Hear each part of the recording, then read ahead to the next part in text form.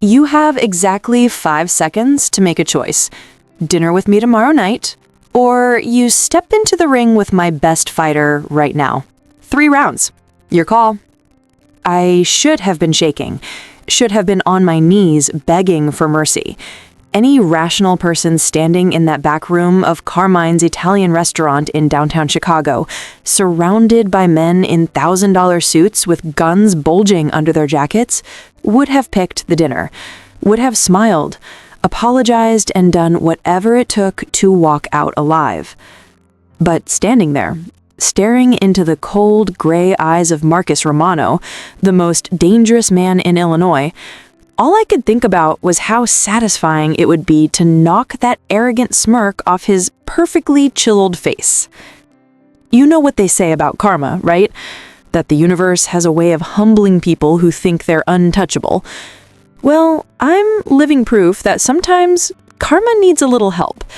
Sometimes it needs a perfectly executed right hook to really make its point. My name is Sarah Mitchell, and this is the story of how I went from serving overpriced risotto to Chicago's most violent criminals to becoming the one person a mafia kingpin never saw coming. Someone who refused to break. Someone who fought back. But before we get to the good part, before I tell you about the night I made an entire room full of killers question everything they thought they knew about power and respect, let me ask you something. How are you doing today? Seriously, wherever you are right now, whether you're watching this during your lunch break or late at night when you can't sleep, I hope you're comfortable. Because once I start telling you what really happened in Chicago 6 months ago, you're not going to want to look away. If you're already hooked, go ahead and smash that like button. Subscribe if you haven't yet, because this channel is all about real stories of people who stood up when they were supposed to stay down. Share this with someone who needs to hear that sometimes the underdog wins. Trust me, what happens next will have you on the edge of your seat. Let me take you back to the beginning. I was 23 years old when I took the job at Carmine's. It was supposed to be temporary, just something to cover rent while I figured out my next move after dropping out of nursing school. The restaurant had a reputation, the kind of place where celebrities came to hide in private booths, where politicians held meetings they didn't want recorded, where money and power sat down to eat $700 steaks. The pay was incredible, the tips even better. It seemed perfect. I should have known better. My first shift, the manager, Vincent D'Angelo, a sweaty, nervous man who looked like he hadn't slept in years, grabbed my arm before I could walk onto the floor. "Listen very carefully," he whispered, his breath hot against my ear. "There are rules here, very specific rules you need to follow if you want to keep working here, if you want to stay safe." I nodded, expecting the usual restaurant politics. Don't talk back to the chef. Always upsell the wine. Smile even when customers are rude. When the back room is occupied, you never go in unless you're specifically called. You don't ask questions about who's in there or what they're doing. You don't make eye contact with the guests unless they speak to you first. And most importantly, his fingers dug into my arm. If Mr. Romano is here, you treat him like he's the President of the United States. Do you understand me? Mr. Romano? Vincent's face went white. "Just do what I tell you and you'll be fine. Don't do what I tell you and..." He didn't finish the sentence. Didn't need to. I should have walked out right then. Should have recognized the red flags waving in front of my face. But I was 3 months behind on rent, my student loans were crushing me, and I'd already burned through every other option in Chicago. How bad could it be? That first week passed without incident. I learned the menu, memorized which wines paired with which dishes, figured out how to be invisible when the situation required it. The main dining room was exactly what I expected. Rich couples celebrating anniversaries, business executives closing deals over martinis, the occasional NBA player trying to have a quiet meal. But that back room stayed locked and mysterious. It was occupied every Tuesday and Friday night. Vincent would handle all the service himself, sometimes bringing in Tony, the senior server who'd been there for 15 years. The rest of us were told to stay away, pretend it didn't exist. I'd catch glimpses when the door swung open, men in dark suits, cigar smoke so thick you could barely see through it, laughter that sounded more like threats than joy, stacks of cash on the table that no one seemed to care about. I wasn't stupid. I knew exactly what kind of establishment I was working in. But knowing something and confronting it face to face are two completely different things. Everything changed on my 9th day. It was a Friday night. The restaurant was slammed. Every table in the main dining room was full, and I was juggling 6 tables at once, all of them demanding immediate attention. I was carrying a tray of appetizers to table 12 when Vincent appeared beside me, looking like he was about to have a heart attack. "Sarah, I need you to cover the back room." I almost dropped the tray. "You said never to go back there." "Maria didn't show up. Tony's dealing with a situation in the kitchen. There's literally no one else." His hand clamped onto my shoulder. "They've already ordered. You just need to deliver the food and refill drinks. Don't speak unless they speak to you first. Don't look at them directly, and get in, do your job, get out. Can you do that?" Every instinct I had was screaming at me to refuse. But Vincent looked genuinely terrified, and I couldn't afford to lose this job. Not yet. "Sarah, please." I took a deep breath. "What do I need to bring them?" He practically shoved me toward the kitchen. "Table 1, everything's already plated. Go now." I loaded up my tray with practiced efficiency. Lobster tail, wagyu steak, fresh pasta with white truffle shavings that probably cost more than my car payment. My hands were steady, but my heart was hammering against my ribs like it was trying to escape. The door to the back room was solid oak, heavy enough to muffle every sound. I knocked once, heard a grunt from inside, and pushed it open. The room was exactly like I imagined, thick with cigar smoke, dark wood paneling, a massive round table in the center where 7 men sat playing cards, cash and chips scattered between them. They barely looked up when I entered. I kept my eyes down, moving quickly and efficiently to place dishes in front of each person. Finally, one of them muttered, "I'm starving." I was almost done, almost safe. Just 3 more plates to deliver. That's when my elbow caught the edge of a wine glass. It happened in slow motion. The glass tipped, deep red wine spilled across the white tablecloth and directly into the lap of the man sitting at the head of the table. Time stopped. The man stood slowly, wine dripping from his expensive gray pants, staining the fabric dark. He was younger than I expected, maybe 32 or 33, with dark hair styled perfectly, and a face that would have been movie star handsome if not for the absolute fury blazing in his gray eyes. Marcus Romano. It had to be. "I am so sorry," I said immediately, grabbing napkins and stepping toward him without thinking. "Let me help you clean that up." His hand shot out and caught my wrist before I could touch him. His grip was like steel. His skin was surprisingly warm. "You know how much these pants cost?" he said softly, his voice deadly calm despite the anger in his eyes. Every person in the room was staring at us. The temperature seemed to drop 20 degrees. "I'll pay for the dry cleaning," I said, trying to keep my voice from shaking. "It was an accident, a genuine mistake." "Sorry." He repeated the word like it disgusted him.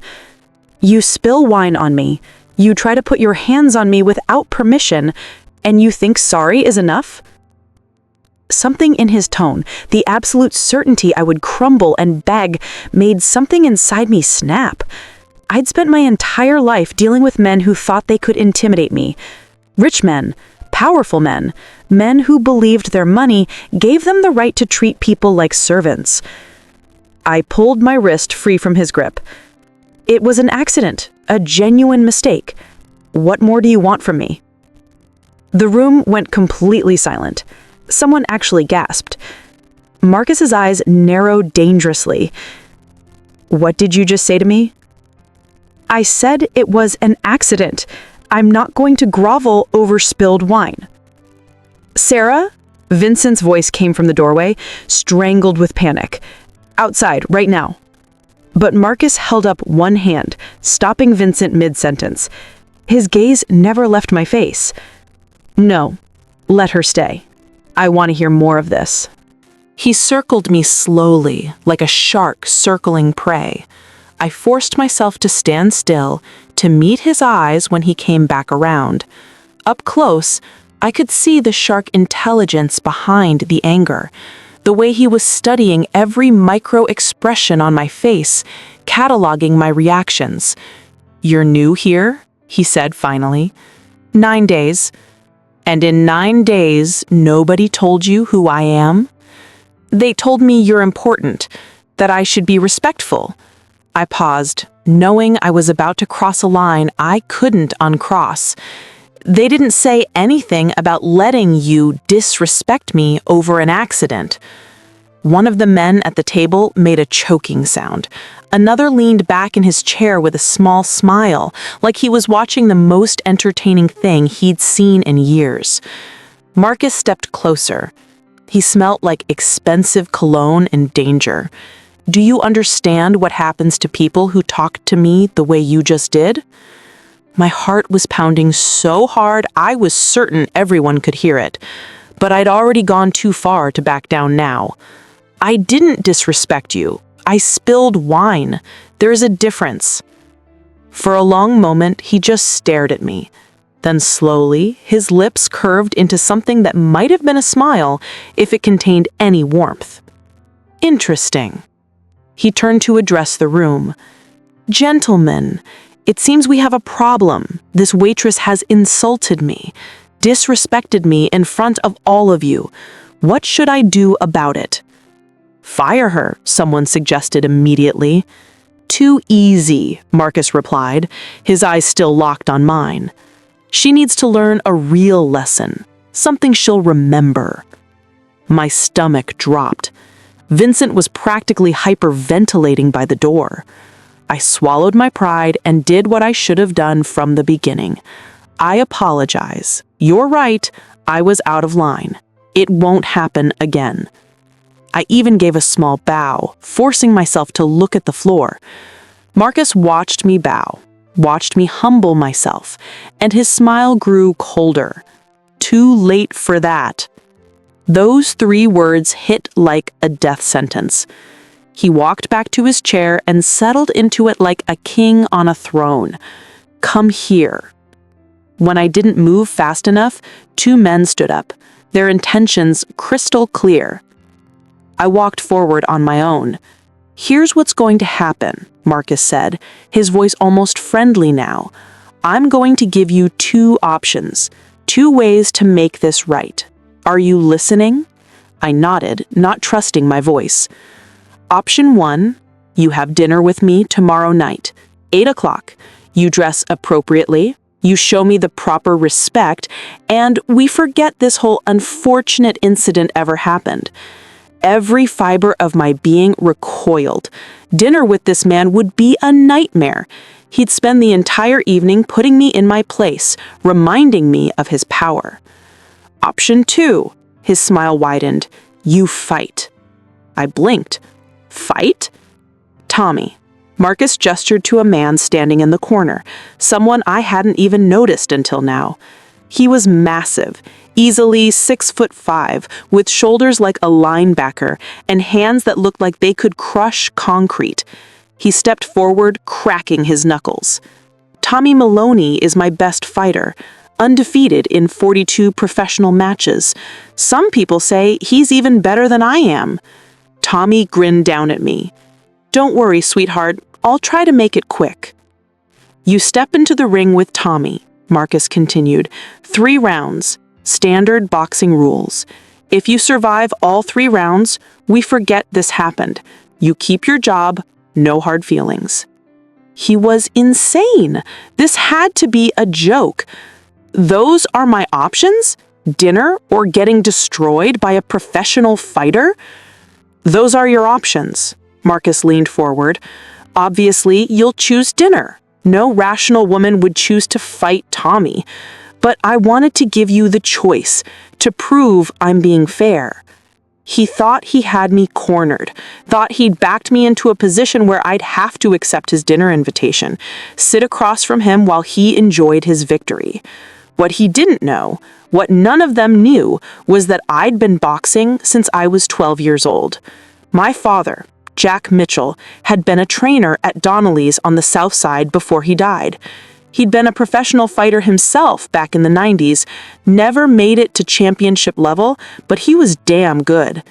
When he retired, he opened his own gym, trained kids from rough neighborhoods, gave them somewhere to go besides the streets. I was his only child. My mother had left when I was 6, just disappeared one day and never came back. It was just me and Dad after that. He started teaching me to box when I was 12, said every girl needed to know how to protect herself, said the world was dangerous and he wouldn't always be there. I competed amateur for 7 years, won state championships 3 years in a row. I'd only stopped because I couldn't afford to train full-time after Dad died, couldn't make a living doing what I loved. But I never stopped practicing, never stopped working the heavy bag at the 24-hour gym near my apartment, never stopped running, drilling, keeping my skills razor sharp. Looking at Tommy, at his size and obvious strength, I did the calculation. He was bigger, probably hit harder, but size wasn't everything in boxing. Speed mattered, technique mattered, intelligence mattered. And the one thing Dad had drilled into me over and over, the lesson that became my foundation, was this: overconfident fighters make mistakes. They underestimate. They get sloppy. Tommy thought I was just a waitress, thought this was a joke, which meant he wouldn't take me seriously until it was too late. I looked Marcus Romano directly in his cold, beautiful eyes. "I'll take the fight." The room exploded. "She's out of her mind," someone said. "This is going to be brutal," another voice added, almost gleeful. Vincent looked like he was about to collapse, but Marcus just sat there, his expression unreadable, studying me like I was a puzzle he couldn't solve. "You want to fight Tommy?" he said slowly, testing the words. "That's what you're choosing?" "That's what I'm choosing." "Tommy, come on, boss. Let me teach her a lesson. This'll take 30 seconds. Marcus held up his hand, silencing everyone. "You understand what you're agreeing to? This isn't some amateur hour. Tommy fights to win. He's not going to go easy on you because you're a woman." "Good. I wouldn't want him to." Something flickered across Marcus's face. Surprise, maybe, or interest. "When's the last time you threw a punch?" "This morning." That was true. I'd done an hour on the heavy bag before my shift, same as every morning. My knuckles still had faint bruises where the wraps had rubbed. Marcus stood and walked over to me. This close, I could see his eyes weren't just gray, they had flecks of blue in them. He was tall, maybe 6'1", with the kind of build that came from serious training, not just genetics. "You're serious about this?" "Completely." "Why? Why would you choose this over dinner?" I met his gaze without flinching. "Because I'd rather get hit than spend an evening with you." The room went silent again. Then one of the men at the table burst out laughing. Others joined in. Even Tommy cracked a bigger smile. Marcus's expression didn't change, but something shifted in his eyes. Something I couldn't quite read. "Saturday night," he said, 10 o'clock. "There's a private facility in River North. My people will give you the address. And Sarah, when this is over, when you're on the canvas wondering what the hell hit you, remember that you chose this. You had an easy way out." I turned my head slightly, my lips nearly brushing his ear. "I'll remember that you underestimated me." I walked out of that room with my head high and my hands steady. It wasn't until I reached the kitchen that I started shaking. Vincent found me 30 seconds later, leaning against the walk-in freezer, trying to catch my breath. "What were you thinking?" he hissed. "Do you have any idea what you just did?" I made a choice. You signed up for a beating. Tommy Maloney is dangerous, Sarah. He's put people in the hospital. Hell, he's put people in the morgue. Then I guess I'd better win. Vincent stared at me like I'd lost my mind. Win? You can't win. That's not how this works. The best you can hope for is surviving without permanent damage. But I wasn't listening anymore. My mind was already working through strategies, analyzing what I'd seen of Tommy's stance, the way he moved, how he carried his weight. He was big and powerful, but he'd been standing in that corner for over an hour without shifting his weight, which meant his knees were probably stiff. He'd cracked his knuckles when Marcus mentioned fighting, which suggested he relied heavily on his hands, probably through lots of hooks and uppercuts. And the way he'd looked at me like I was already defeated meant that he'd come in aggressive, trying to end it fast. I could work with that. The rest of my shift passed in a blur. I served food, poured wine, smiled at customers, all while my brain ran through combinations and defensive strategies. By the time I got home at 2 a.m, I had a plan. My apartment was small. A studio in Logan Square that real estate agents called cozy and everyone else called a shoebox. But it had everything I needed. A bed, a kitchen, and most importantly, enough space for my heavy bag hanging from a reinforced ceiling beam. I changed into training clothes and got to work. Jab, cross, hook, circle left, circle right, duck, weave, counter. Dad's voice echoed in my head with every combination. Speed beats power, Sarah, every single time. Let them swing big, tire themselves out, then take them apart piece by piece, death by 1,000 cuts. I trained until my arms burned and sweat soaked through my shirt. Then I trained some more. The next morning, Saturday, I woke up at 6. My body was sore, but my mind was clear. I had one day to prepare, one day to make sure I was as sharp as humanly possible. I called in sick to work. Vincent sounded relieved, probably grateful he wouldn't have to deal with whatever awkward aftermath my confrontation with Marcus had created. Instead, I went to Donnelly's gym. It was a boxing gym in the truest sense. No fancy equipment, no yoga classes or juice bar, just rings and bags and the smell of sweat and leather. Dad had trained here before opening his own place. After he died, the owner, Mickey Donnelly, let me train there for free, said it was what Jack would have wanted. Mickey looked up when I walked in. He was in his 60s, built like a fire hydrant, with a face that had stopped too many punches. "Sarah Mitchell, haven't seen you around much lately." "Been working, but I need the ring today, Mickey." "Why? You got a fight coming up?" "Tomorrow night." His eyebrows shot up. "Official?" "Private." "How private?" I told him, not everything, but enough. A powerful man, a challenge I couldn't back down from, a fight I couldn't afford to lose. Mickey listened without interrupting. When he finished, he was quiet for a long moment. "You know what you're getting into." "I know I don't have a choice." "There's always a choice, kid." "Not this time." He studied my face, then nodded slowly. "All right, let's see what you remember." We spent 8 hours in that gym. Mickey put me through drills I hadn't done in years, pushed me harder than I'd pushed myself in months. He brought in 2 of his fighters to spar with me, both bigger than me, both aggressive. "Bigger opponents rush," Mickey reminded me between rounds. "They think size means they can overwhelm you, so you make them miss, make them punch air until their arms are heavy and their lungs are burning. Then you go to work. That's when you break them." By the time I left Donnelly's, every muscle in my body was screaming, but my mind was crystal clear. I knew exactly what I had to do. Sunday arrived too fast and too slow at the same time. I spent the morning stretching, eating clean protein and complex carbs, hydrating properly. I took a long bath in the afternoon, letting my muscles relax completely. I needed to be loose, ready to move. At 9:30, I got dressed. Sports bra, compression shorts, my old training shoes that were worn but reliable.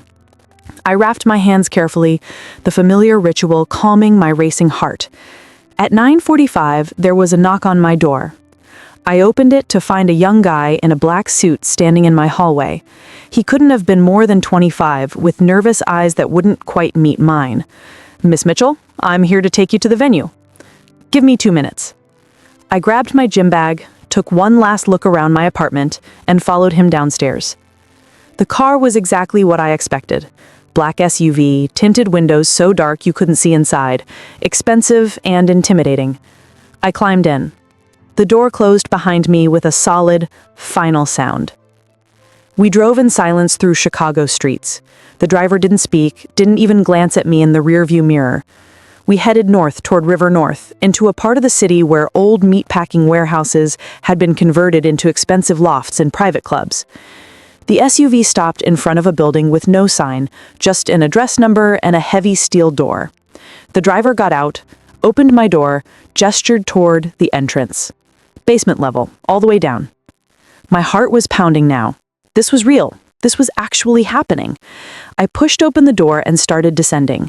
The stairs were concrete, lit by industrial bulbs every 10 feet. I could hear voices below, the sound of people talking and laughing. Music with a heavy bass beat thudded through the walls. The stairs ended at another door. This one was guarded by 2 men, both armed, both looking at me like I was the most interesting thing they'd seen all week. They didn't say anything. One of them just pushed the door open. The space beyond took my breath away. It was massive, clearly a former warehouse with 30-foot ceilings supported by exposed metal beams. But someone had transformed it into something else entirely. There was a full regulation boxing ring in the center, professional grade with proper ropes and padded corners. Around it, rows of chairs were arranged stadium style. Behind those, a full bar stretched along one wall, completely stocked with top-shelf everything. And it was packed. At least 200 people filled the space, all of them dressed like they'd come from exclusive clubs and expensive restaurants. Men in tailored suits, women in designer dresses, everyone holding drinks, talking, laughing. This wasn't some underground fight club. This was entertainment for Chicago's wealthy and dangerous. I spotted Marcus immediately. He stood near the ring, surrounded by men who all looked like they could kill without hesitation. He was dressed differently than at the restaurant. Dark jeans, black Henley shirt, but somehow even more intimidating, more real. He looked up as I entered. Even from across the room, I felt the weight of his attention lock onto me. He said something to the men around him, then walked toward me. The crowd parted automatically. No one wanted to be in his path. "Sarah." He stopped a few feet away, his eyes traveling over me in a way that was purely analytical, assessing. "I'm surprised you came." I said I would. People say a lot of things when they're scared. Actually following through is different. He gestured toward the ring. "Last chance to change your mind. We can still have that dinner instead. I'll even let you choose the restaurant." I'm not changing my mind. Stubborn. But he said it like he was impressed. "Tommy's warming up in the back. You have 15 minutes to prepare. There's a locker room through that door if you need it." "I'm ready now." His lips curved slightly. Confident, too. This is going to be interesting. He paused. "What are the rules?" 3 rounds, 3 minutes each. Standard boxing rules. First person who can't continue loses, or first person to stay down for a 10 count. He looked at me seriously. "There's a doctor on site, just in case." "I won't need a doctor." "We'll see about that." Someone called his name. He turned away, leaving me standing alone in a crowd of strangers who were already sizing me up, calculating odds, placing bets. I made my way to the locker room, needing a few minutes of quiet before everything started. The room was small, but clean. Bench, mirror, hooks for clothes. I set down my bag and stared at my reflection. Dad's voice came back to me, something he'd said the night before my first real amateur fight. "Fear is just your body getting ready, Sarah. Your nervous system preparing you for battle. Let it sharpen you. Don't let it paralyze you. Channel it into speed and precision." I took a deep breath, rolled my shoulders, and walked back out. The crowd had grown even larger. People were actively placing bets now, actual cash changing hands, odds being called out. I caught fragments of conversation as I passed. 30 seconds? That's generous. I give her one good punch before she's out cold. Why is Romano even allowing this? It's cruel. I climbed through the ropes into the ring. The canvas was firm under my feet.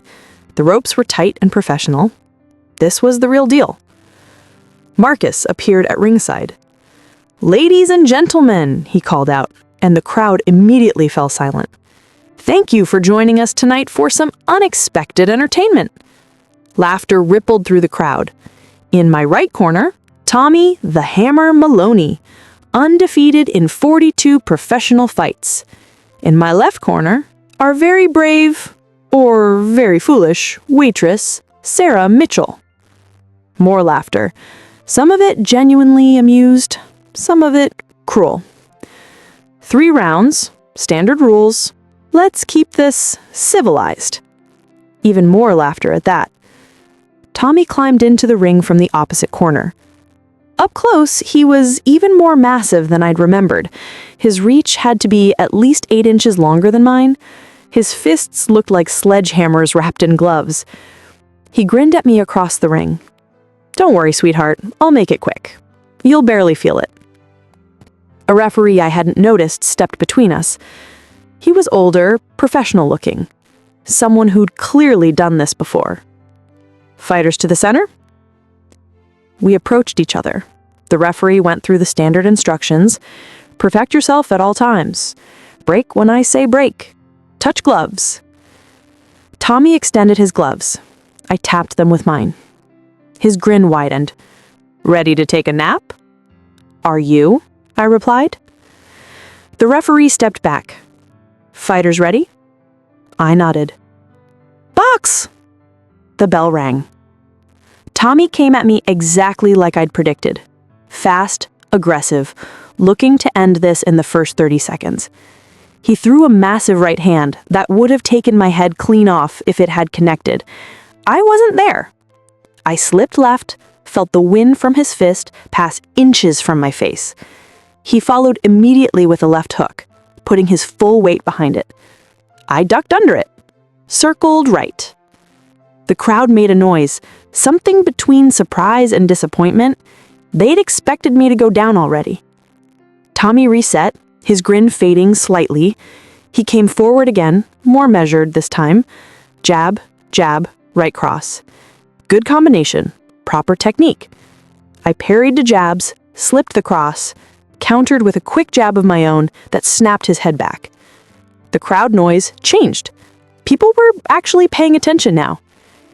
Tommy's expression shifted. The playfulness evaporated completely. He started working behind his jab, trying to find his range, set up his power shots. He was good, really good.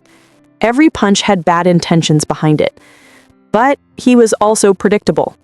3 jabs always meant a right cross was coming. When he stepped forward with his left foot, a left hook would follow. Dad had made me study fighters for hours, learning to read their patterns, anticipate their intentions. I let Tommy think he was controlling the pace, let him throw combinations, work his game plan, but I made him miss. Not by much, just enough. Slipped punches by millimeters, used footwork to stay just outside his range. 45 seconds into the round, I saw it. He dropped his right hand slightly after throwing his jab, just for a fraction of a second, but it was there. I waited, let him throw the jab again. The instant his right hand dropped, I stepped in and threw a straight right hand down the pipe. It caught him clean on the chin.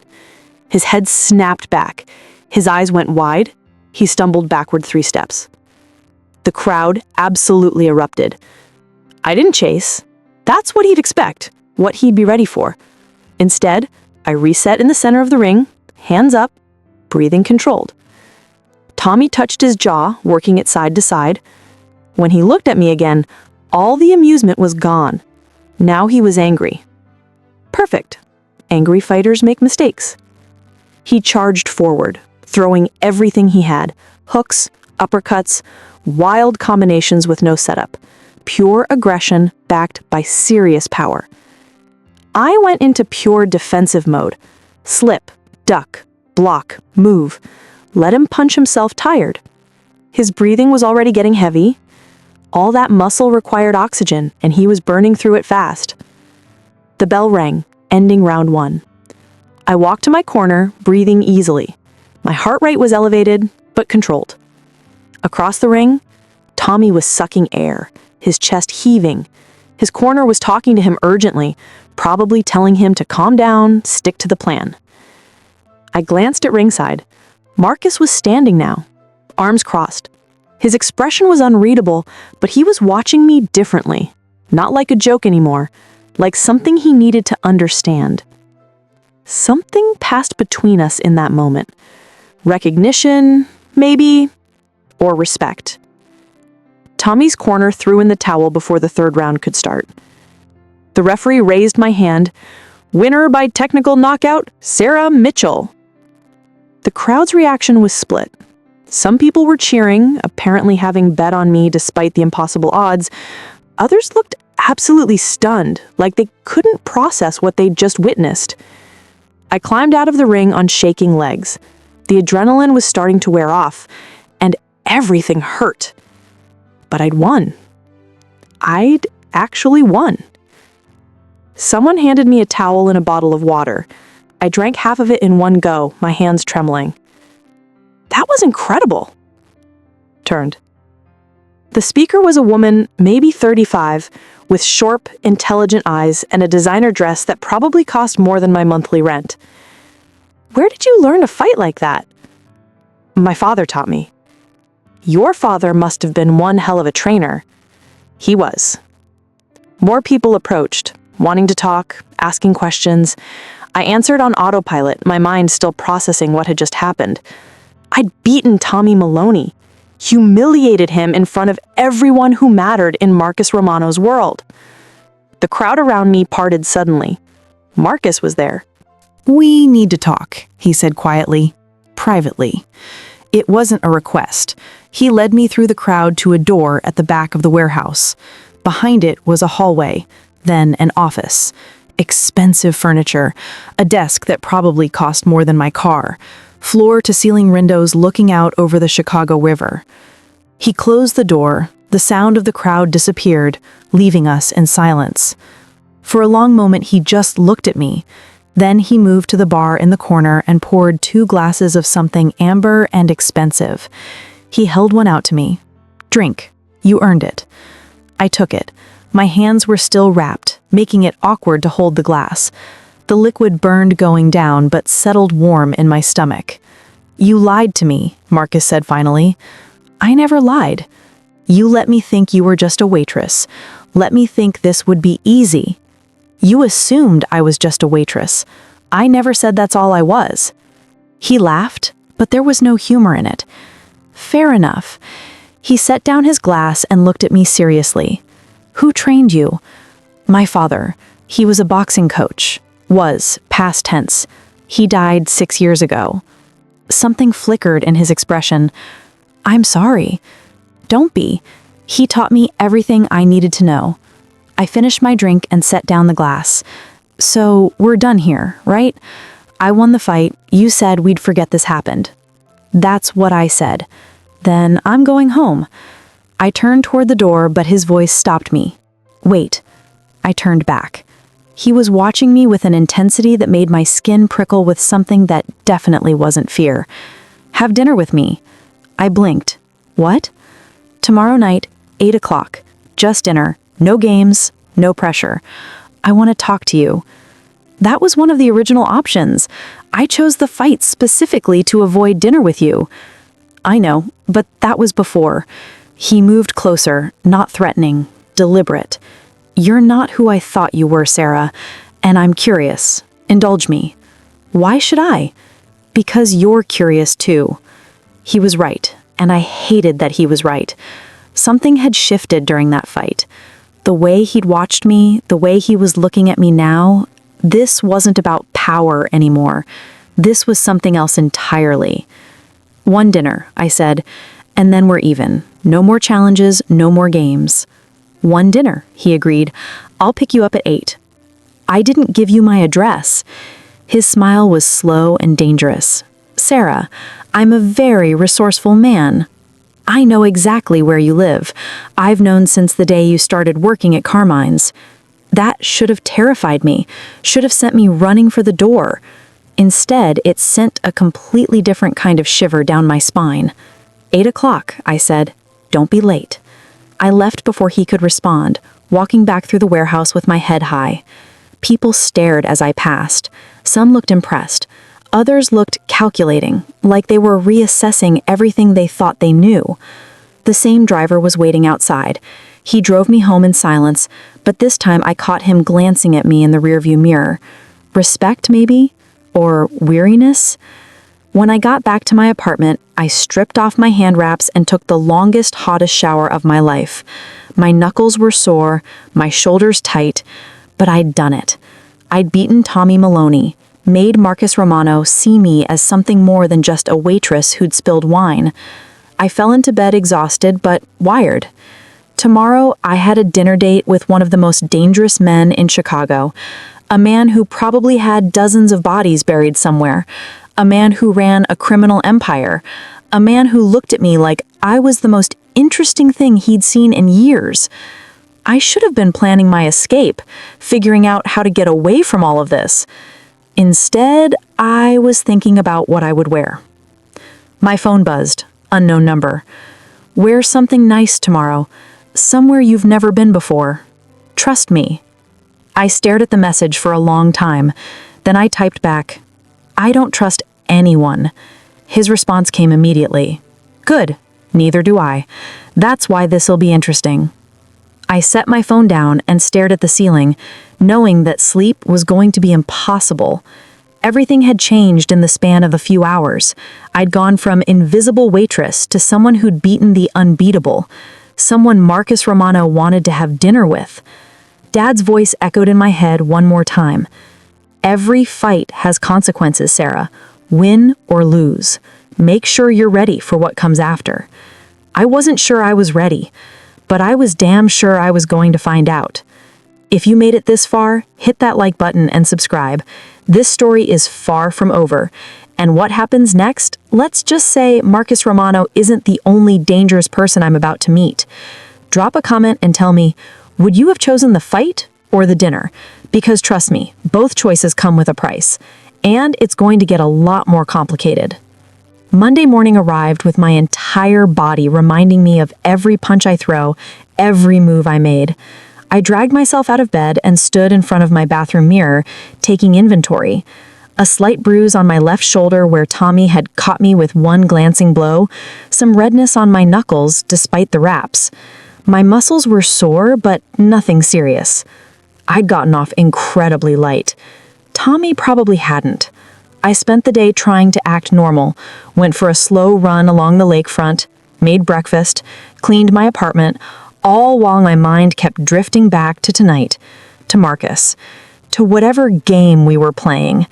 What was I doing? Getting involved with a man like him was insane, dangerous. The smart move would be to cancel, quit my job at Carmine's, maybe leave Chicago entirely. But I'd never been particularly smart when it came to backing down from challenges. At 6:30, I started getting ready. The problem was my wardrobe. I had exactly 3 dresses, all of them bought for job interviews or family weddings. Nothing that screamed, dinner with a Chicago crime boss. I settled for a simple navy blue dress that hit just above the knee. It was elegant without trying too hard. I paired it with the only heels I owned that didn't make me want to die after an hour. Minimal makeup, hair down and straight. When I looked in the mirror, I barely recognized myself. I'd spent so long in work uniforms and training clothes that I'd forgotten what I looked like dressed up. At exactly 8 o'clock, there was a knock on my door. I opened it, expecting the same driver from last night. Instead, Marcus Romano stood there, in a charcoal gray suit that probably cost more than 6 months of my rent. He looked absolutely devastating, dangerous and beautiful in equal measure. His eyes traveled over me slowly, taking in every detail. "You look beautiful," he said simply. "You look like you're about to close a business deal or bury a body." He laughed, genuine amusement lighting up his face. Why not both? That's not reassuring. He didn't promise to be reassuring. He promised dinner. He offered his arm. Shall we? I took it and we walked downstairs together. A different car waited this time. Sleek, black, impossibly expensive. He opened the door for me, waited until I was settled, then walked around and slid in beside me. The driver pulled away without a word. Where are we going? I asked. You'll see. I'm not a big fan of surprises. You weren't a big fan of fighting Tommy either, but you did that anyways. He shifted to face me better. Tell me about your father.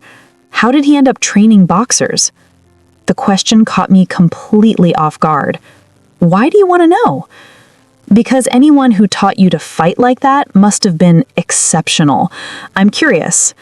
I studied his face, looking for the trap, but he seemed genuinely interested.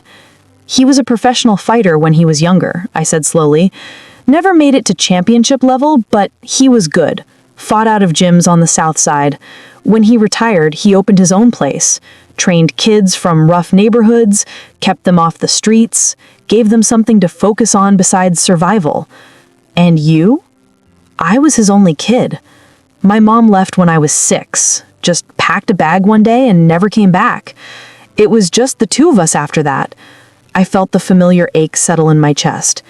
He started teaching me to box when I was 12, said every girl should know how to protect herself, that the world was dangerous and he wouldn't always be there to do it for her. Smart man. He was. The words came out quieter than I intended. He had a heart attack 6 years ago, dropped dead in the middle of training a teenager. He was only 54. Marcus was quiet for a moment. That's how I'd want to go, doing what I love. No warning, no slow decline. It's how he would have wanted it too. I looked out the window at the passing city lights. Doesn't make it easier for the people left behind. No, he agreed softly. It doesn't. The car was moving through downtown now, heading toward the Magnificent Mile where I'd only been as a tourist taking photos. What about you? I asked, needing to shift the conversation away from my grief. How does someone end up running a criminal empire before they're 35? He smiled. Who says I run a criminal empire? Please, I'm not stupid. The restaurant, the fight club, the way everyone treats you like royalty. You're not just some businessman. And yet you're in a car with me anyway. I'm starting to question that decision. Good. You should question everything. He leaned back against the leather seat. My father built what I have now, started from nothing in Little Italy, worked his way up through sheer will and violence. By the time I was old enough to understand what he did, the organization was already established. And you took over when he died? When he was killed, yes. I was 28, too young, probably, but I learned fast. Had to. How did he die? Marcus's expression went cold, hard. Someone made the mistake of thinking they could take what was his. They were wrong. The way he said it made it clear the subject was closed. We both lost fathers. Both carried that weight. But where mine had died of natural causes, his had been murdered. And judging by his tone, whoever did it hadn't survived long enough to regret it. The car stopped in front of a building I recognized, Alinea, one of the most exclusive restaurants in Chicago, the kind of place that had a 6-month waiting list and 3 Michelin stars. How did you get a reservation here? I asked, as Marcus helped me out of the car. I own part of the building. Of course he did. The hostess recognized him immediately, her professional smile warming into something genuine. Mr. Romano, your table is ready. Right this way. She led us through the restaurant, past tables filled with wealthy diners to a private room at the back. It was stunning. Floor-to-ceiling windows overlooked the city, the lights spreading out like a blanket of stars. A single table sat in the center, already set with crystal and china that probably cost more than my entire apartment. I'll send your server shortly, the hostess said, and then disappeared. Marcus pulled out my chair. I sat, feeling like I'd stepped into someone else's life. You're uncomfortable, Marcus observed, sitting across from me. I'm a waitress. I serve at places like this. I don't eat at them. You're not just a waitress. You proved that last night. You're a fighter, a damn good one. Stop limiting yourself to one definition. Easy for you to say. You were born into money and power. I was born into violence and blood, he corrected, his voice sharp. The money and power came later, and they came with a price. He raised his glass. To unexpected meetings. I clinked my glass against his. To not getting my head knocked off. We both drank. The wine was incredible, smooth and complex in ways I didn't have words for. A waiter appeared, described the tasting menu in detail, took note of any allergies. I let Marcus handle most of it, since the descriptions might as well have been in another language. When we were alone again, Marcus leaned forward. I need to know something. Why did you really take that job at Carmine's? I told you I needed the money. There are other restaurants, safer ones. You had to have heard rumors about what goes on there. He was right. I had heard rumors, had known it was connected to something darker, but I'd been desperate. I needed good money fast. My father left medical bills, lots of them. He didn't have insurance when he died. I've been trying to pay them off for 6 years, but the interest never stops. The debt never seems to get smaller. I met his eyes. I needed the money. How much do you owe? That's not your business. I'm making it my business. How much? $42,000. He didn't even blink. That's it? That's it? I felt heat rise in my face. That's more money than I'll probably ever have at one time in my life. What if I paid it off? I stared at him. What? Your debt? What if I cleared it? All of it? Tomorrow? My heart started pounding. Why would you do that? Because I can. Because $42,000 means nothing to me, but it clearly means everything to you. And what would you want in return? Nothing.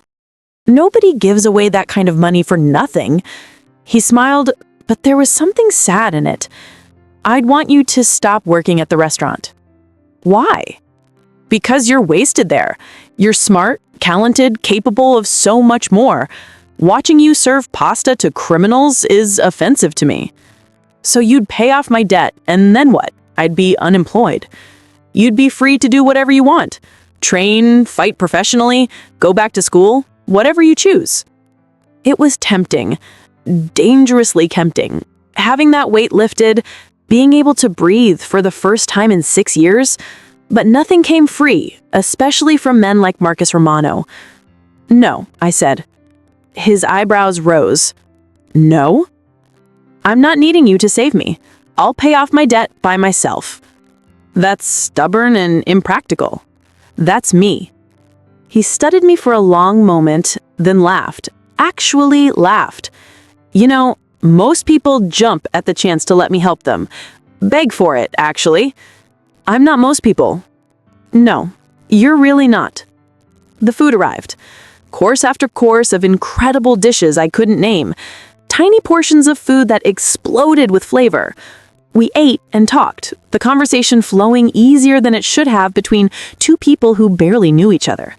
He told me about growing up in his father's world, learning the family business through brutal lessons, seeing things no child should see.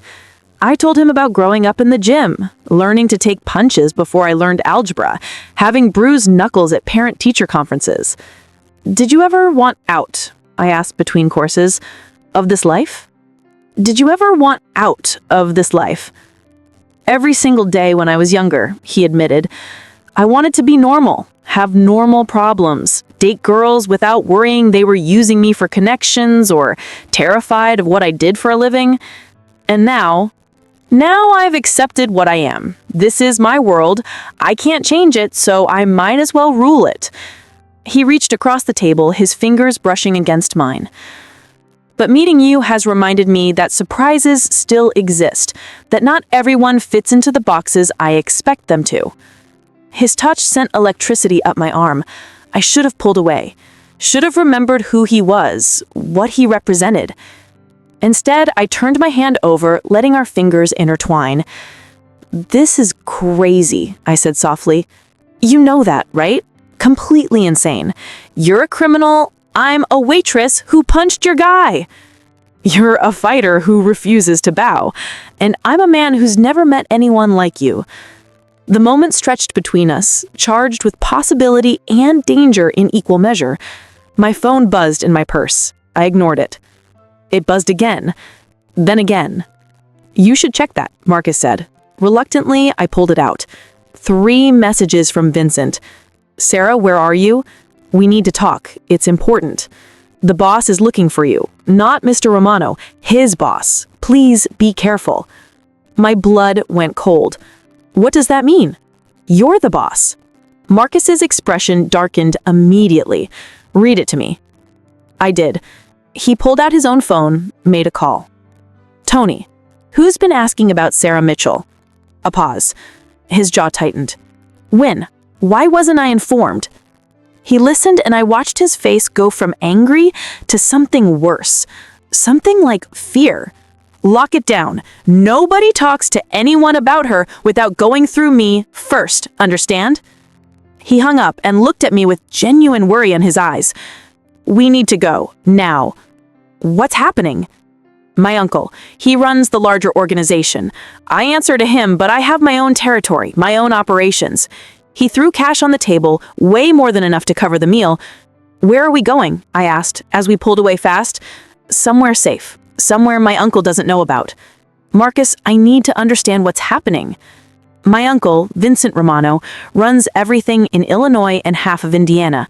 I'm just a piece of his empire. He's old school, traditional, and he doesn't like surprises. I'm surprised? You're a woman who beat a professional fighter, who stands up to people like me, who doesn't fit into any category he understands. He looked at me, and I saw real fear in his eyes. Men like my uncle don't just want to talk. They want to own things, control them. What does he want with me? I don't know yet, but whatever it is, it won't be good.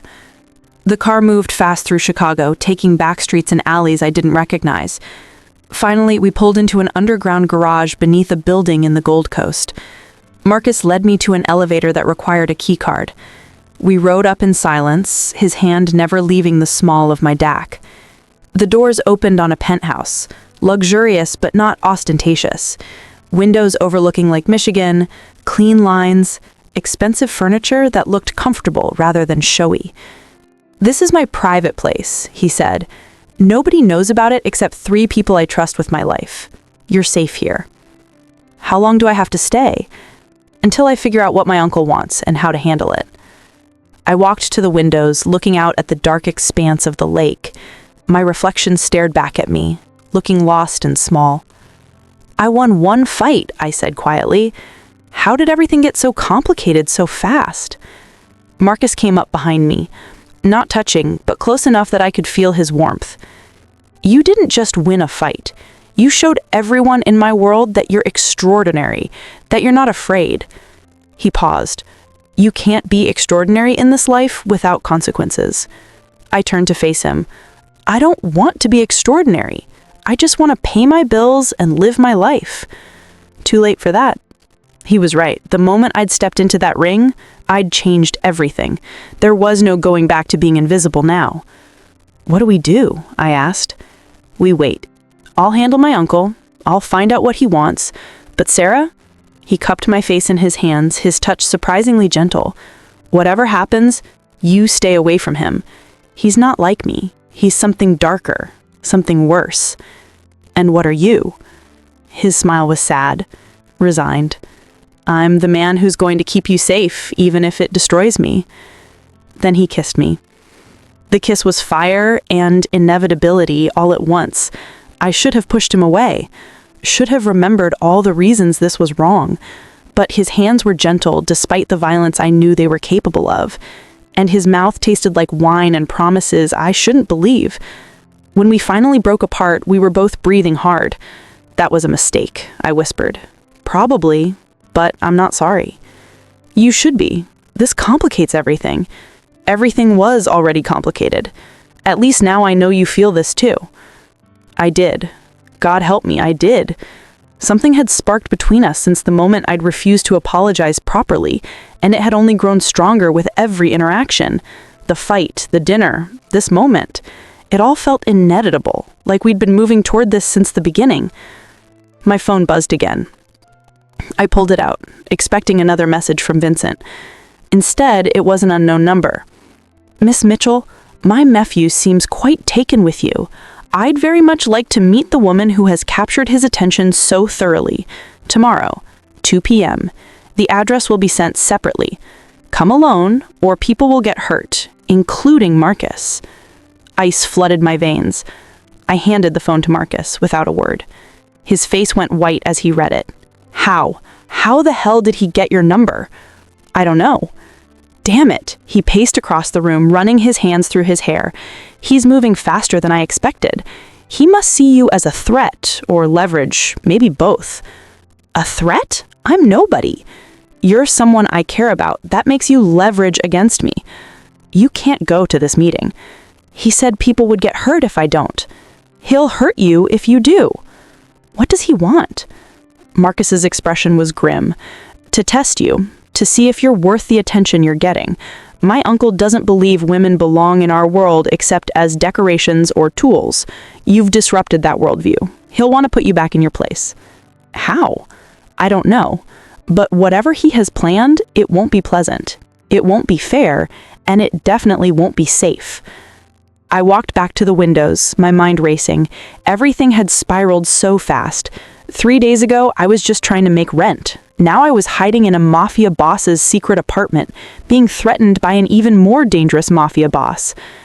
"Tell me about him," I said. "Your uncle. Who is he really?" Marcus was quiet for a moment. When he spoke, his voice was different, harder, colder. "Vincent Romano is the reason my father is dead. He's also the reason I'm still alive. He's a walking contradiction, wrapped in violence and old-world traditions." "Did he kill your father?" "No, but he allowed it to happen. My father was challenging him, trying to take more territory, more power. Vincent decided my father had gotten too ambitious. So when the hit came from a rival family, Vincent didn't warn him, didn't protect him, just let it happen." "Why did he spare you?" "Because I was smart enough to kneel, to swear loyalty, to take what was left of my father's operation and fold it into his empire." Marcus's hands clenched into fists. "I was 28 and terrified and desperate to survive. So I bowed to the man who let my father die, and I've been bowing ever since. And now? Now, I run my territory efficiently. I bring in money. I handle problems. I don't make waves. I'm the good nephew who knows his place. But you hate him. With everything I am." I turned to face him. "Then why don't you leave? Take what you have and get out of Chicago. Start over somewhere else." "Because you don't leave this life. Not really. You either die in it or you rule it. There's no retirement plan for people like me." He crossed the room to me. "But sometimes late at night, I think about it. What it would be like to just disappear. Start over somewhere nobody knows my name. Be someone else. Why don't you?" "Because I'm a coward. Because the devil you know is safer than the unknown. Because I'm trapped by my own choices and my father's legacy." He looked at me intensely. "But meeting you has made me wonder if maybe being trapped is a choice too. If maybe there's another way." "Marcus, I know it's too much too fast. I know we barely know each other, but I haven't felt this alive in years. You make me remember what it's like to want something more than just survival." Before I could respond, his phone rang. He answered immediately. "Talk to me." His expression darkened as he listened. "When? How many?" A pause. "Damn it, lock everything down. Nobody moves without my direct authorization. Triple the security at all my locations. I want eyes on Vincent at all times." He hung up and looked at me with fear and fury battling in his eyes. "What happened?" I asked. "My uncle just seized 4 of my businesses. 2 clubs I own, a restaurant and a warehouse operation. He's moving against me. Because of me. Because he sees weakness. He thinks you're a distraction, that I'm losing focus, that I'm vulnerable." Marcus grabbed his jacket. "I need to go handle this. You stay here. Don't open the door for anyone. Don't leave for any reason. There's food in the kitchen. Everything you need." "What about the meeting tomorrow?" "You're not going. I'll deal with Vincent myself." He said people would get hurt. People are already getting hurt. At least this way you're safe." He kissed me again, hard and desperate.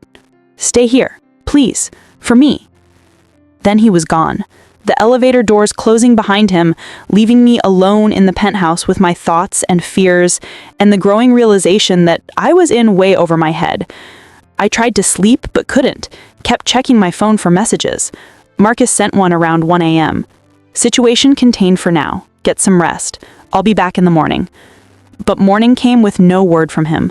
I found food in his kitchen, made coffee, paced his apartment like a caged animal, which I suppose I was. The city stretched out below me, beautiful and indifferent to my crisis. At noon, my phone rang. Unknown number again. I answered. "Hello? Miss Mitchell, I'm disappointed. My nephew seems to think he can protect you from me. He's wrong." "Who is this?" "You know who this is, and you know what I want. 2 p.m., I'll give you one more chance. The address is 1247 West Randolph Street, Old Meatpacking District. Come alone, or people will get hurt, including Marcus." The line denned. I stared at the phone, my hands shaking. This was insane. I should call the police, run, do anything except walk into an obvious trap. But the image of Marcus being tortured because of me, because he'd tried to protect me, made my stomach turn. I grabbed my jacket and headed for the elevator. The meatpacking district was exactly what it sounded like. Old buildings with broken windows, cracked pavement, the smell of the river mixing with industrial decay and old blood. 1247 West Randolph was a massive structure with graffiti covering the walls and weeds growing through the parking lot.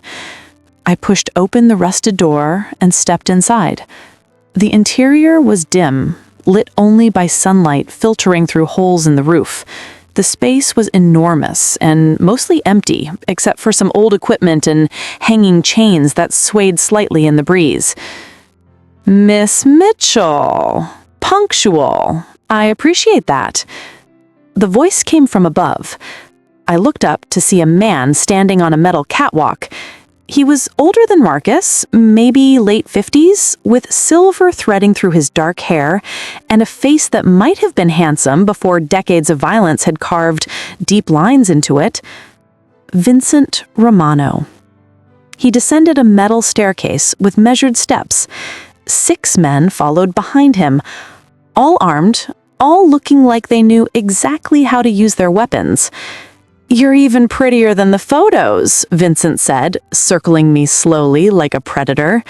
"I can see why my nephew is so smitten, though I must admit I expected someone more intimidating after what you did to Tommy." "Here I am." "Yes, here you are." He stopped in front of me. "You beat Tommy Maloney. Impressive. He's an expensive fighter. Took years to train. You cost me a lot of money with that little stunt. Send me a bill." He laughed. Actually laughed. "Spirit, I like that. My nephew usually prefers docile women. You're a refreshing change." "What do you want from me?" "Want? Nothing. I simply wanted to meet you, to understand what makes you special enough to distract Marcus from his responsibilities, to make him weak." "I'm not distracting anyone. I'm just trying to live my life." "But you are distracting him. He's making mistakes, losing focus, businesses are suffering, all because he's too busy playing hero for a waitress who can throw a punch." "That's not my fault." "Isn't it? You chose to fight Tommy. You chose to accept his dinner invitation. You chose to let my nephew fall for you. Every choice has consequences, Miss Mitchell. I'm here to teach you that lesson personally." One of his men moved forward, handed him something. My stomach dropped when I saw what it was. Boxing gloves. "Here's how this works," Vincent said, his voice almost friendly. "You're going to fight again. My choice of opponent this time. If you win, you walk out of here and we forget this conversation ever happened. If you lose, well, let's just say Marcus will learn an important lesson about letting emotions cloud his judgment. And if I refuse to fight, Then my men will take you apart, piece by piece, while we record it and send the video to Marcus. Your choice. Always your choice. I looked at the gloves, then at Vincent, then at the 6 armed men surrounding us. There was no way out except through. Who am I fighting? Vincent's smile widened. Me. If you're still watching, hit that like button and subscribe, because what happens next is going to blow your mind. Drop a comment and tell me, would you fight Vincent Romano to protect someone you barely know? Because Sarah's about to make a choice that changes everything.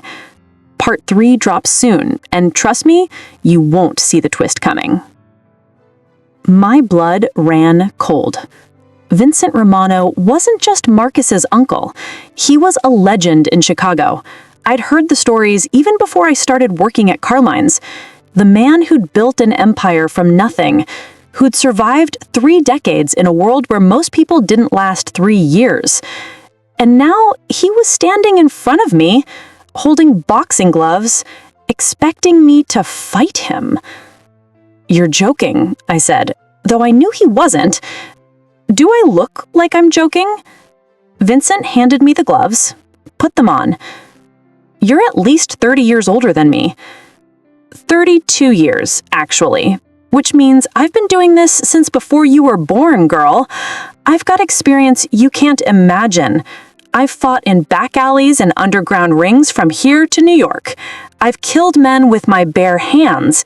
He smiled. But I appreciate your concern for my well-being. I pulled on the gloves, my mind racing. This was different from Tommy. Tommy had been young, strong, overconfident. Vincent was something else entirely. A survivor, a predator who'd made it to the top and stayed there. His men cleared space in the center of the makeshift ring. Someone produced a bell. No referee this time, no rules beyond survival. We met in the center of the makeshift ring. The bell rang. Vincent came forward methodically. No wasted movement, no unnecessary aggression, just calculated, patient pressure. He threw a jab to gauge distance. I slipped it, but barely. He was faster than I'd expected. He followed with a combination. Jab, jab, right cross, left hook. Textbook boxing. Perfectly executed. I blocked most of it, but the hook caught me on the shoulder. Pain exploded down my arm. He was strong, much stronger than I had any right to be at his age. I circled, trying to find an angle, but he cut off the ring expertly. He'd done this thousands of times. This wasn't just training. This was experience bought with blood and violence. "You're good," he said, not even breathing hard. Better than I expected, but not good enough. He came forward again. This time he feinted with his jab and threw a right hand to my body. It landed like a sledgehammer. Air rushed out of my lungs. I backpedaled, trying to recover, but he didn't give me space. He walked me down, throwing combinations, mixing speeds and levels. Every punch had bad intentions behind it. I managed to counter with a quick jab that snapped his head back. For a moment, I thought I'd hurt him. He just smiled. Better, but still not enough. He increased the pressure. His fists were everywhere. I was blocking, slipping, moving, doing everything Dad had taught me, but it wasn't enough. A right hand got through my guard and caught me on the cheek. Stars exploded in my vision. Another punch landed on my ribs. I felt something crack. I was losing. Badly. "This is the lesson, Miss Mitchell," Vincent said, still throwing punches. "You don't belong in this world. You're out of your depth. The sooner you accept that and walk away from my nephew, the better for everyone." Rage flooded through me. Rage at being underestimated, at being used as a pawn, at this man thinking he could break me. Dad's voice echoed in my head, his last real lesson given to me a week before he died. When you're hurt, when you're scared, When everything tells you to quit, that's when champions are made. That's when you dig deeper than you knew you could. That's when you find out who you really are. I stopped moving backward, stopped defending, started pressing forward. Vincent's eyes widened slightly. I was doing the unexpected. I threw a combination with everything I had left. Left hook to the body, right hand upstairs, left hook again. The body shot landed clean. So did the right hand. Vincent's guard was dropping. His breathing was ragged. One more combination. Left hook to the body, right hand to the head, left hook to the head. Vincent went down. The warehouse went completely silent. He stayed on one knee for a moment, blood trickling from his split lip. Then, slowly, he rose to his feet. His eye was already swelling. And then he started laughing. "Incredible," he said, pulling off his gloves. "Absolutely incredible. No wonder Marcus is obsessed." I kept my guard up, not trusting this sudden shift. "Relax, Miss Mitchell. The fight is over. You won fair and square." He gestured to one of his men, who brought him a towel. He dabbed at his lip, still smiling. "I haven't been hit like that in 15 years. You've got real talent." "So we're done. I can leave." "You can leave. But first, I need to tell you something. Something about my nephew that you should know." My stomach tightened. "What?" Vincent stepped closer. "Marcus didn't just take over his father's operation because he wanted to. He did it because I gave him a choice. Take over or watch his mother die slowly and painfully." The world tilted. His mother is alive, very much so, living in a very comfortable facility in Wisconsin under my protection. As long as Marcus behaves, as long as he does what I say, she stays comfortable and safe. You're blackmailing him. I'm ensuring loyalty. There's a difference. Vincent's smile was cold. "So, when you think about getting more involved with my nephew, remember this. Every choice he makes is influenced by his mother's safety, including his interest in you. How do you know his feelings are real? How do you know he's not just using you as a distraction from his chains?" The words hit like punches I hadn't seen coming. "You're lying." "Am I?" Ask him yourself. Ask him about Angela Romano. Ask him why he's never mentioned his mother. Ask him why he bows to me despite hating everything I am. He turned and walked toward the door, his men following. "Oh, and Miss Mitchell. You fought well today.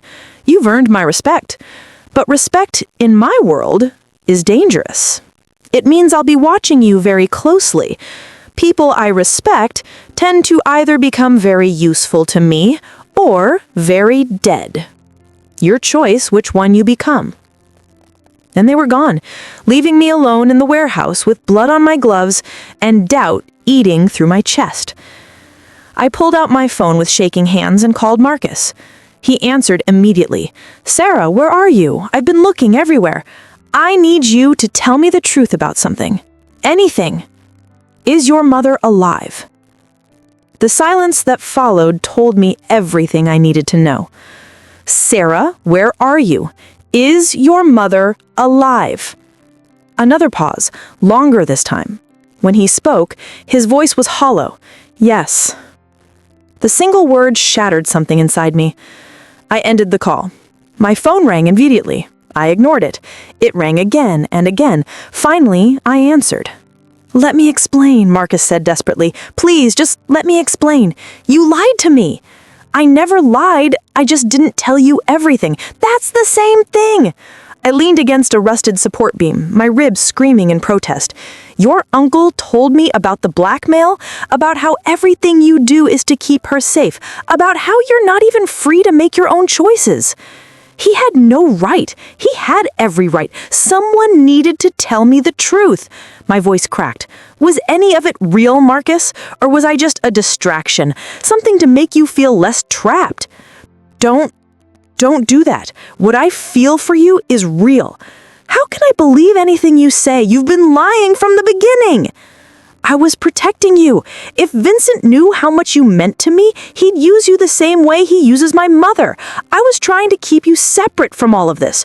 Well, congratulations. Your plan failed spectacularly. He knows exactly how much I mean to you, and he just beat that information into me. What? Sarah, what did he do?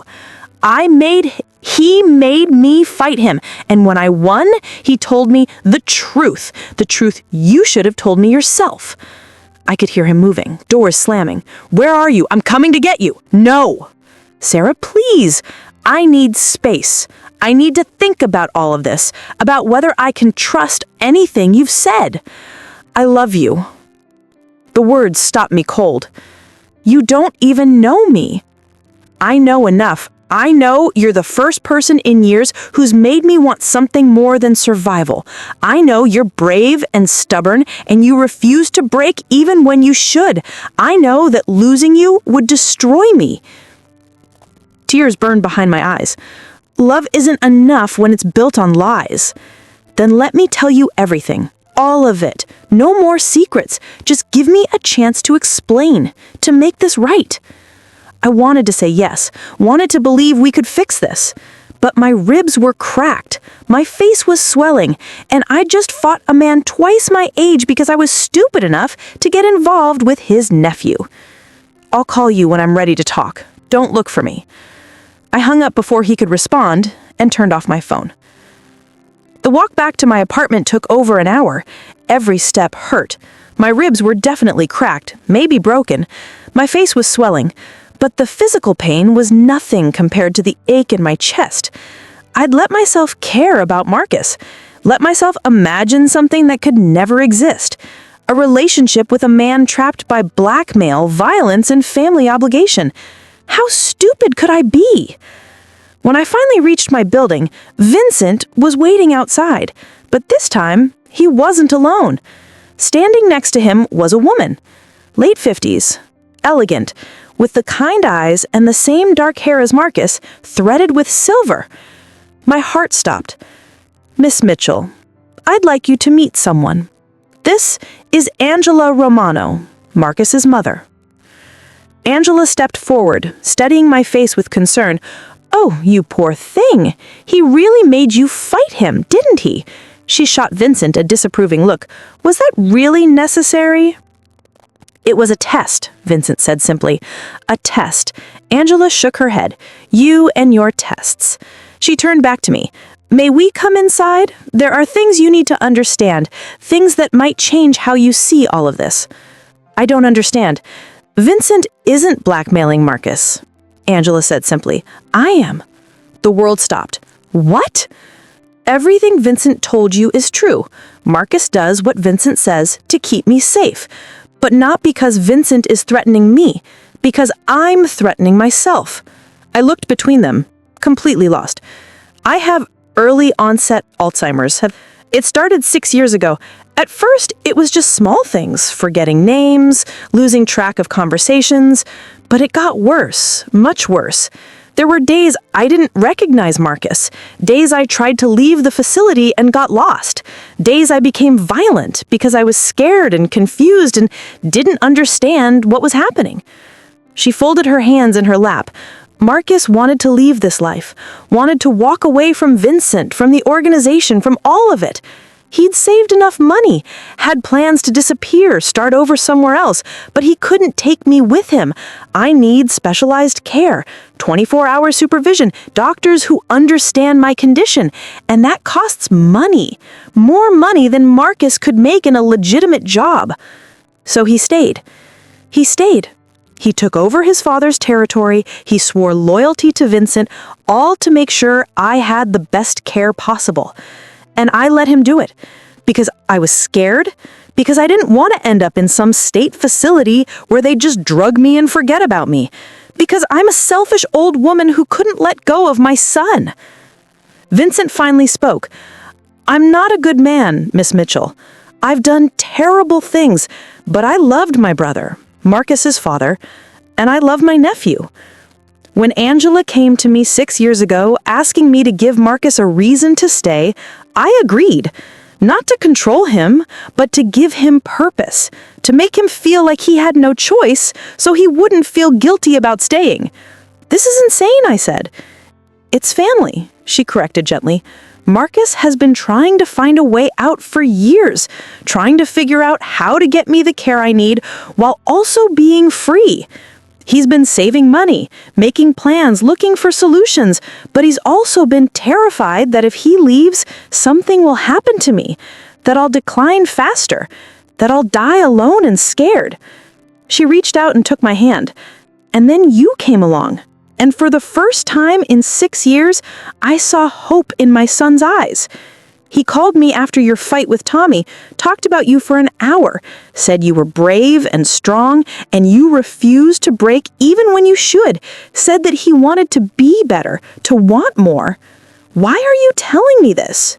Because you need to understand the truth. Marcus isn't trapped by Vincent's blackmail. He's trapped by love, by loyalty, by the same stubborn refusal to give up on the people he cares about that I see in you. Angela squeezed my hand.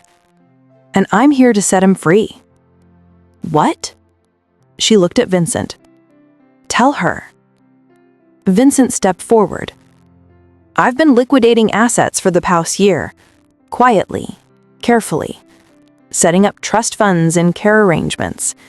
As of yesterday, Angela has a fully funded medical trust that will cover her care for the rest of her life.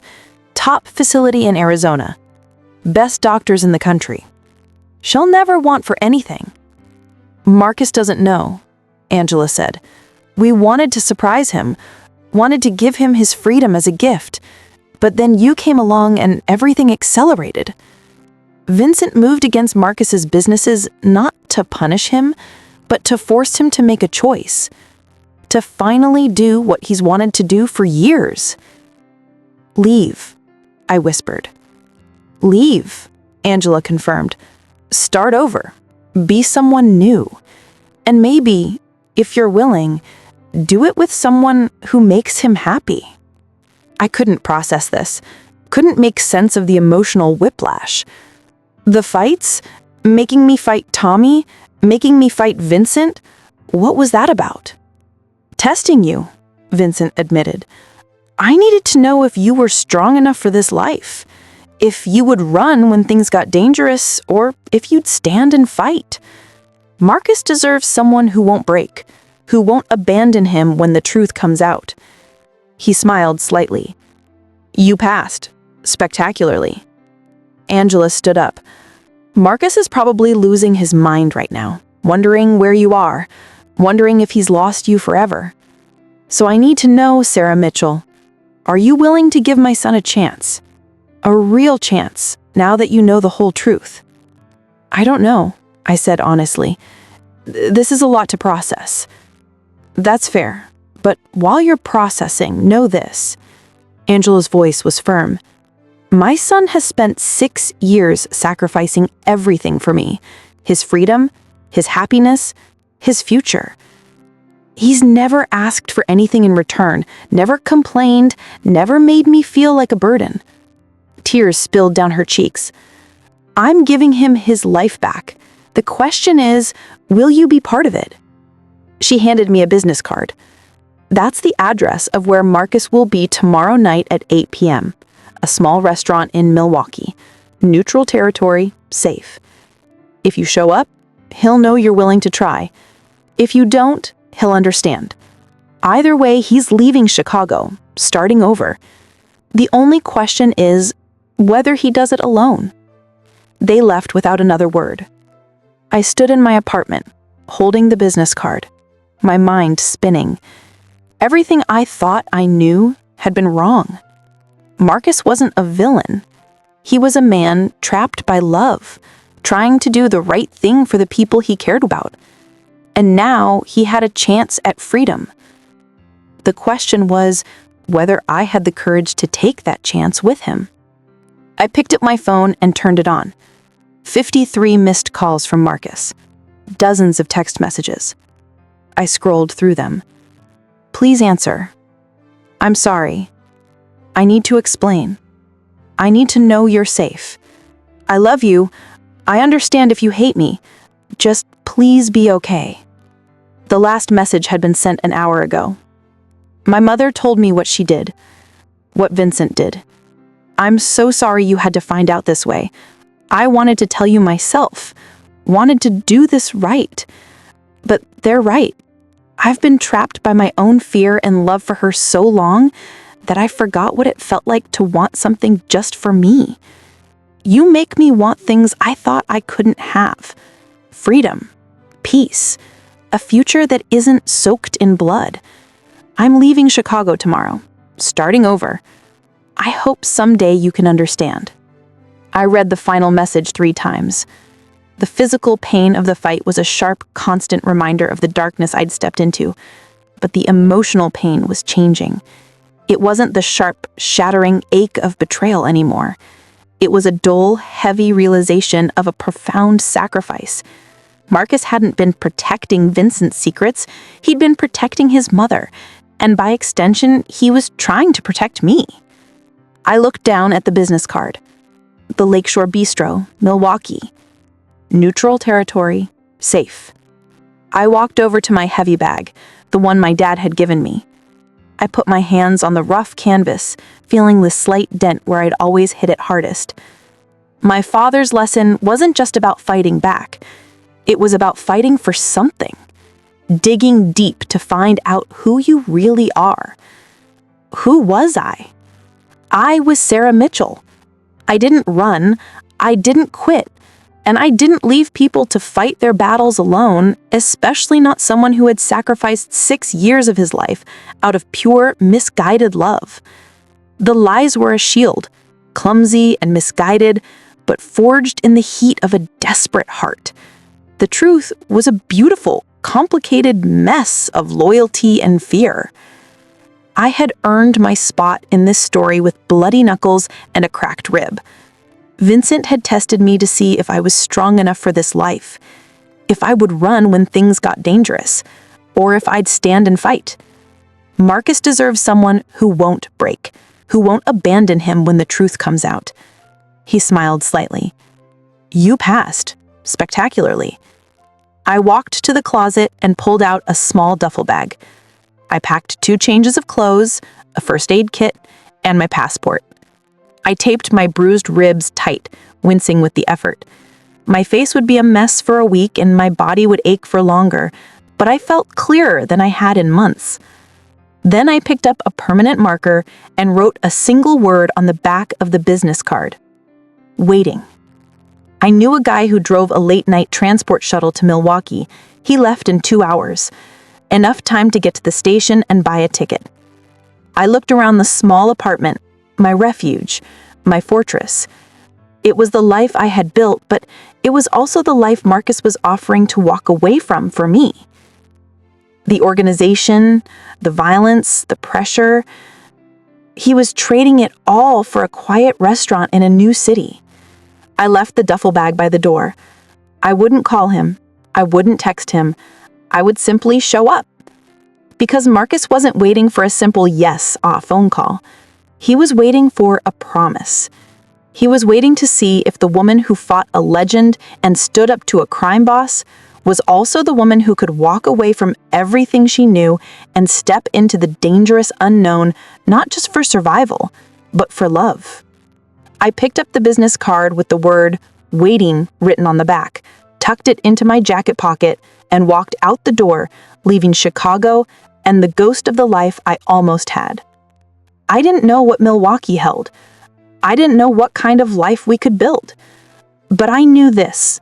I had fought my way to the final round. I had won, and now, finally free of the secrets, I was walking towards the only thing worth fighting for.